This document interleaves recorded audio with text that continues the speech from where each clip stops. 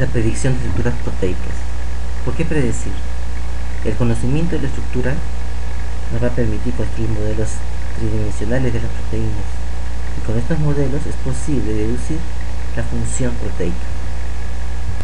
La predicción de la estructura secundaria en proteínas fue uno de los primeros campos a desarrollarse en la informática, y partió de que a partir de observaciones en las cuales había aminoácidos o grupos de aminoácidos que eran más frecuentes en determinadas estructuras secundarias. Para poder caracterizar la estructura de las biomoléculas es necesario diversas técnicas.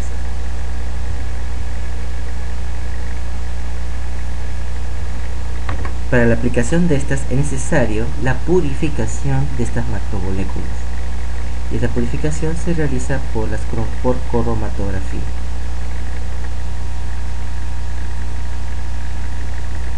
Para obtener un mejor modelo es necesario extractos puros de estos compuestos.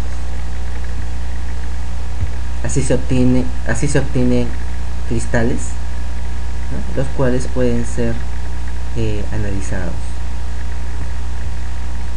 Se analizan en un difractómetro después de la emisión de rayos X, generándose un patrón de puntos,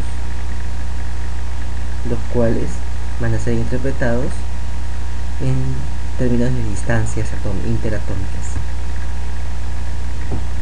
La determinación de la estructura cristalina por difracción de rayos X tiene una relación entre la longitud de onda empleada con la distancia interatómica. Podemos revisar acá la base de datos, el crecimiento de la base de datos por año de estructuras 3D, de proteínas.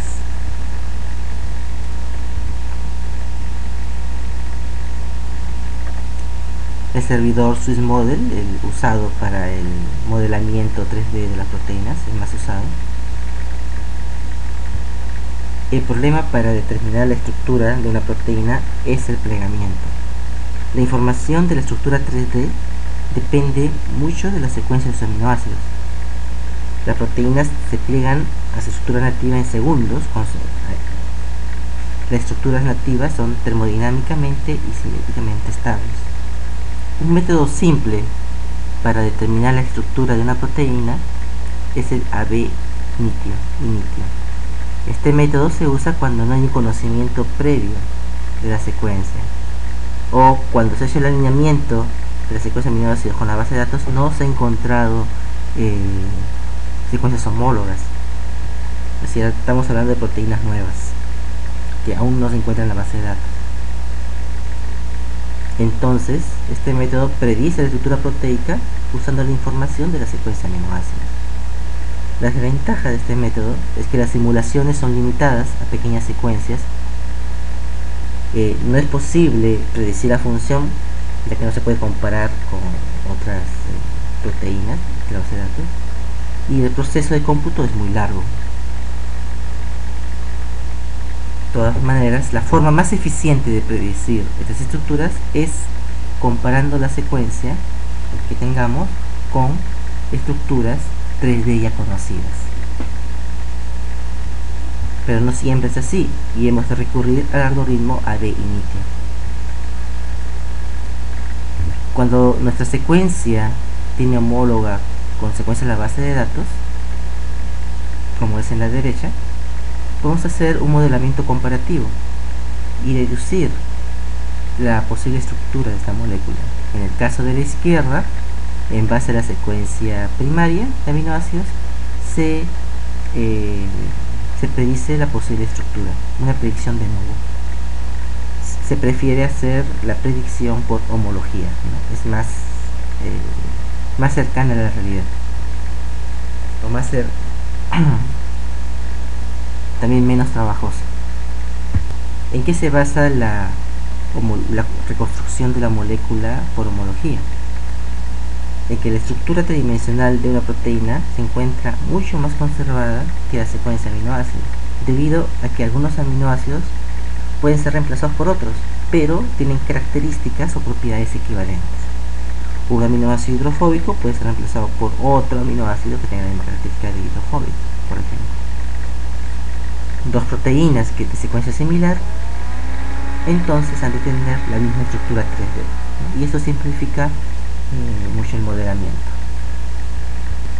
Tres posibles escenarios en la predicción de proteínas. El primero es el óptimo, en el cual nuestra secuencia encuentra homología con la base de datos, con alguna familia proteica, una secuencia, ¿no? Por lo tanto, las predicciones estructurales y funcionales son factibles.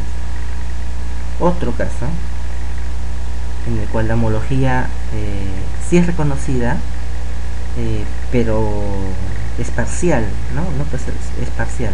Esto genera predicciones de baja resolución, ¿no? Y no es posible extraer información funcional. El otro caso, que es en la cual no encontramos homología de nuestra secuencia con la base de datos y nos permite hacer predicciones de menor nivel, ¿no? Y empleamos el algoritmo AB initio.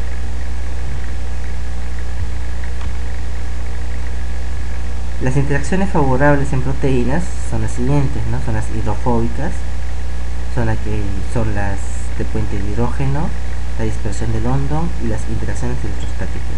Estas interacciones, ¿no? Permiten el plegamiento proteico y su estabilidad.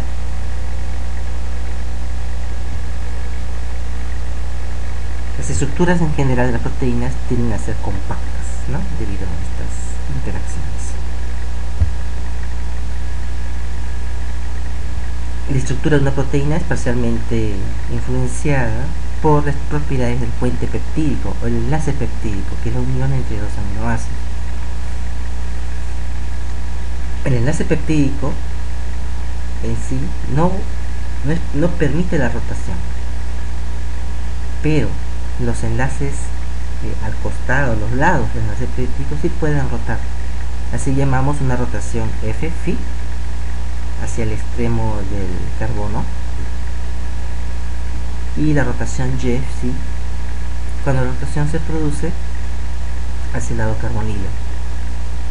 La phi es hacia el lado amida y la Y hacia el lado carbonilo. El enlace peptídico no se mueve, pero sí los enlaces adyacentes a esto.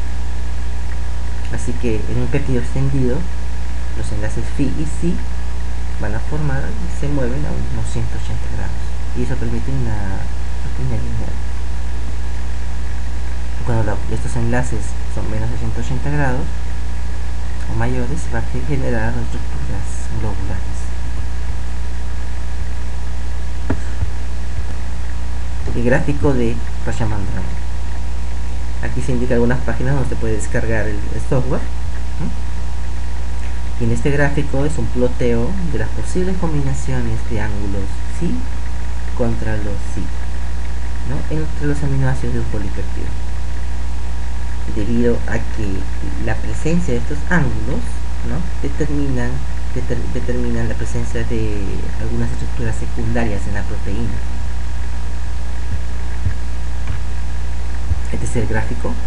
Podemos ver que en el primer cuadrante, ¿no? Si los ploteos serán en este primer cuadrante, están caracterizados a una alfa hélices hacia la izquierda. En el tercer cuadrante, ploteo indicar la presencia de alfa hélice a la derecha, mientras cuarto cuadrante, ¿no? determina la presencia de plegamientos beta. Vamos a ver otro esquema, ¿no? Dependiendo de qué cuadrante se den los puntos, se puede predecir qué tipo de plegamientos tiene la proteína. Si se encuentra en el eje Y y phi en el eje